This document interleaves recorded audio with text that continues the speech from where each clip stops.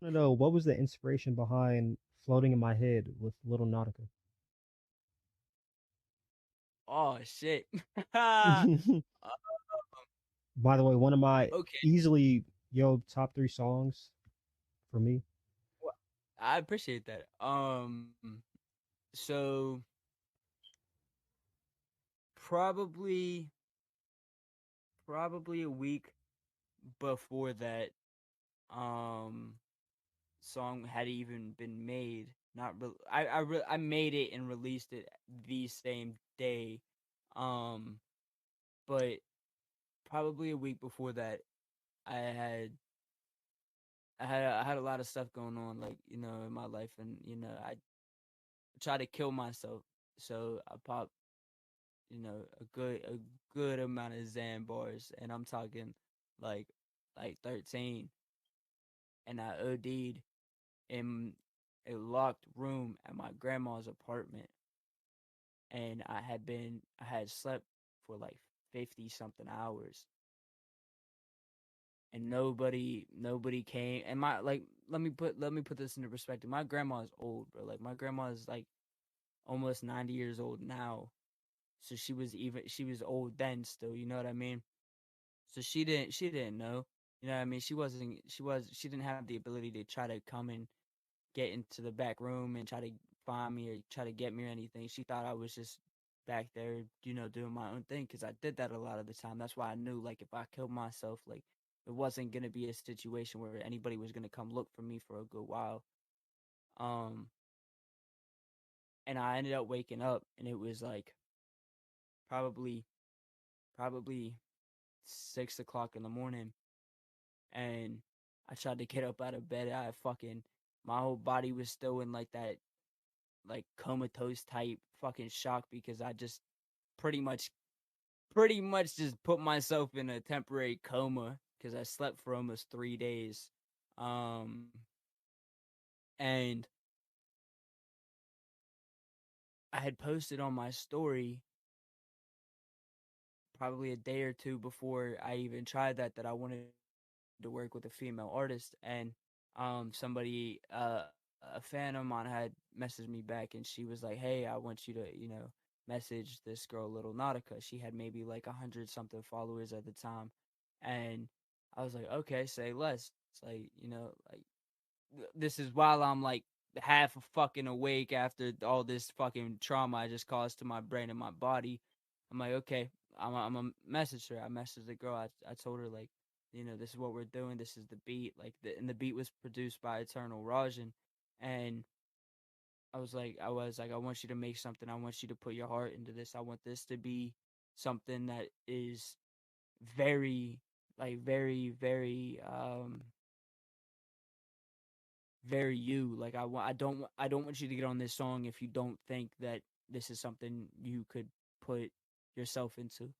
And she was like, I really like it. Like, I'm gonna get this back to you today.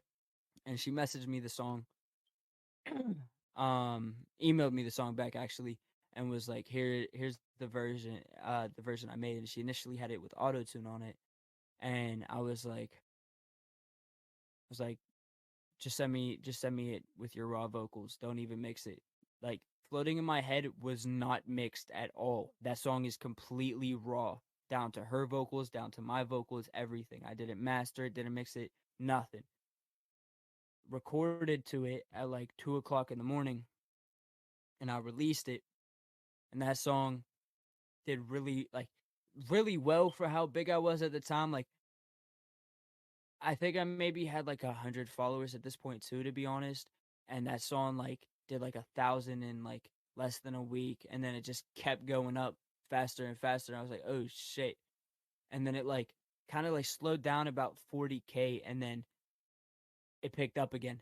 And then very end of last year, uh, I had been in talks with this dude about promoting that song for probably a year, and he never did it. And I was like, hey, you ever plan on dropping it? He's like, I'm doing it this date. I was like, okay, let's see what happens. And that song just absolutely skyrocketed way further than I even thought it would have. I mean, that song's got almost 200,000 on Spotify now. Is it your most Like that song. go ahead. Go ahead. Yeah, it is my most streamed song Okay. on all platforms. And you didn't Yeah, expect it to do that, huh? I did not at all. Like this is like there was not a lot of work put behind the song. It was just straight emotion put into it, and it did what it did. And that's why I like that's why back to like the very first thing we talked about, like when you start from nothing, you can really build up to something, like build up to something much greater than you even could have thought. I had no idea that was, man, that I don't know, you had me emotional, brother. That was like, I didn't know Yeah, that question was gonna unpackage all that. And I appreciate you yeah. saying that. A lot of people when they ask me about certain songs or stuff, it's like that a lot of the stories behind a lot of the music that gets put together. They're like, oh, I thought you would have just hit somebody up and made a song. I'm like, nah, like this is real life. This is my life. You know what I mean? Mhm. This is stuff that happens. This is stuff that I'm like that the music is me. Literally, like the embodiment of you. If there's Yes, anybody out there listening, yeah. and if you're struggling with any sort of depression, don't be afraid or don't feel like you're weak to come out and say anything because you're not. That's one of the most strongest things you can do is actually come to terms with you having depression.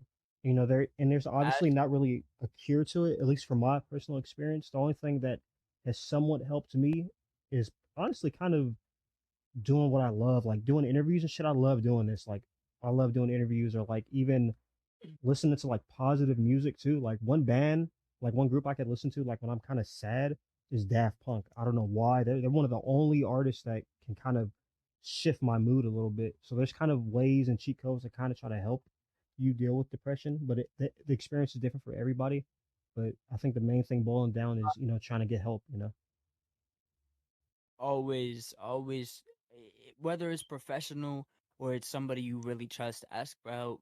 You know what I mean? Like from my experience, I fucked up. I did a lot of shit I shouldn't have done, and I fucked myself up in the long run by thinking I could take this shit into my own hands. You can't take this shit into your own hands because you, everybody's life has a purpose. Everybody's life has a reason, and you're gonna feel like there's no reason. At times you're gonna feel like there's nothing left.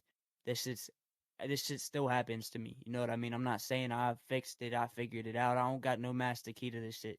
There is no master key. You gotta do whatever it takes to figure this shit out to help yourself. Because if you end your life, or you get to a point where you feel like absolute like nothing, you're getting closer and closer to a very scary point where you know you're not only just a danger to yourself, but like you're gonna affect so many more people in the long run, and there's gonna be times where you feel like it don't matter. You know what I mean? Fuck it. Like when I'm dead, it don't matter at that point because I'm not gonna be around to see it. I'm not gonna be around to feel it.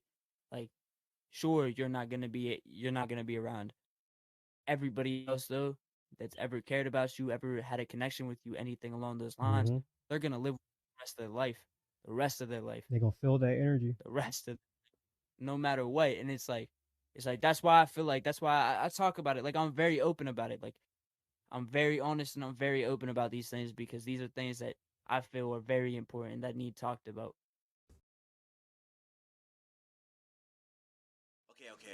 Okay.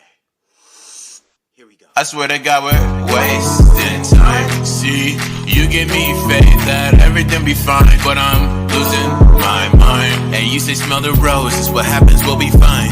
Okay, I just hate the fact that